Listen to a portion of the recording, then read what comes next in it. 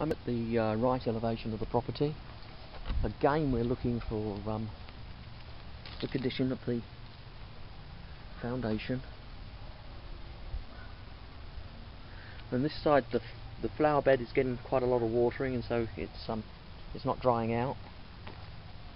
That's good. We're on the right elevation of the property now. And looking down we have a bit of erosion going on here, and we have even more erosion here.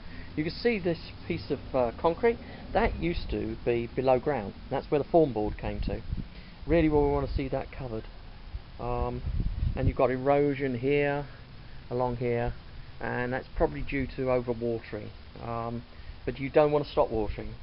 Okay, you want to do it in 2 sessions. One in the morning before the sun comes up, one in the evening as the sun goes down, and run the system for about 5 minutes, and the water will get absorbed into the ground then. This is the foundation inspection. I'm currently at the left-hand elevation of the building, and we have some erosion going on here, quite a lot of erosion. You can see the pipes for the irrigation system are exposed. Originally they would have been covered by about 4 inches of sand, and the erosion is moving the soils away from the foundation itself. That's got to be rebuilt. It's very common to happen, but if you leave this condition over time, it can cause foundation movement. I'm at the front left elevation of the property. Again, we're looking at the foundation.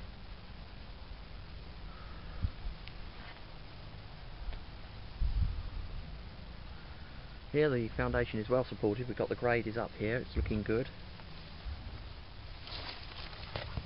However, the middle, the swale down the left elevation is full of water, but here the ground is drying out, and you can see there's a hole developing, a gap developing. This is not good. You've got to increase the watering in this area to close that gap. Otherwise, again, it will cause erosion and future damage to the foundation. I'm currently looking at the roofing system, and I'm concerned about this vent here.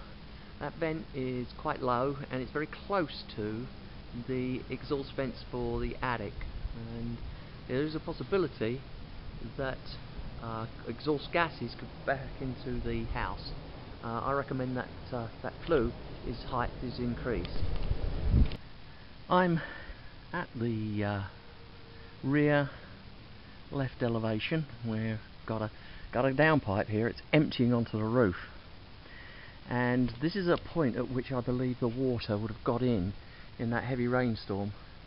We come around into this area. There is a hole. I can't get around to see what the camera's looking at, so I don't know whether this video is going to work, but we'll shoot an eye for the ground as well. Now what's going to happen is, in heavy rain, the water coming out of here is going to be considerable. Thousands and thousands of gallons, and that's going to flood onto this area here. It will find it can't get off by running straight down to the gutter, so it's going to overflow round here, and that's when it will get inside the building. So it's probably only something that happens in heavy storms, but it's easily solved by filling this hole, which is just in here. Fill that hole, I think you'll fix the problem. I'm now standing at the right elevation of the house, and lo and behold, we have a hole right here, and that's under certain weather condition, the water's going to get right in there. That's got to be sealed completely, because other than that you're going to have water dripping sounds in your garage as well as in your bedroom. I'm now standing at the rear elevation, and we're looking at the bay windows, and again we've got more problems with the caulking. Here there's a big hole, and likewise there's a big hole there. This is water heater inspection. These water heaters are installed very correctly, very good. Drip legs on the gas lines, nice to see. Correctly installed drain lines to temperature pressure relief valves. Just one thing, it's a small point, and it's not called out a lot, but I'm always call it out. This is your vent hood, okay? That one's nice and stable, see? Like a rocket, doesn't move. Look at this one. It moves. Now wind can move this. This is what I recommend. You have metal screws installed here to lock those legs in place. You do it on both of them. You use metal screws to do that. Some water heater manufacturers, I don't know whether this one does, but some manufacturers actually recommend that that's part of the installation process to put that in. I'm looking at the closet doors for the water heater closet, and we have up here a lock. You can see how it works. Flick it and the lock engages. Down here we have another lock, and I'll flick that and it engages. However, this is not going to do that, because here, where it's supposed to go into the hole to lock it, it's covered, and that's got to be removed so that this can lock properly. The reason is that this is to close snugly against the weather seal here. Because what you're doing is you're sealing here. This door seals the whole property and stops, or the closet, and stops air being drawn from the house into the water heater closet. This door here should have a weather seal running right the way down, all the way down here. As it is at the moment, this closet is not sealing as per the requirements.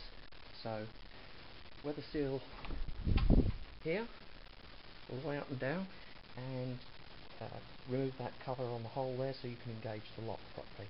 So it closes the door snugly and it makes it out.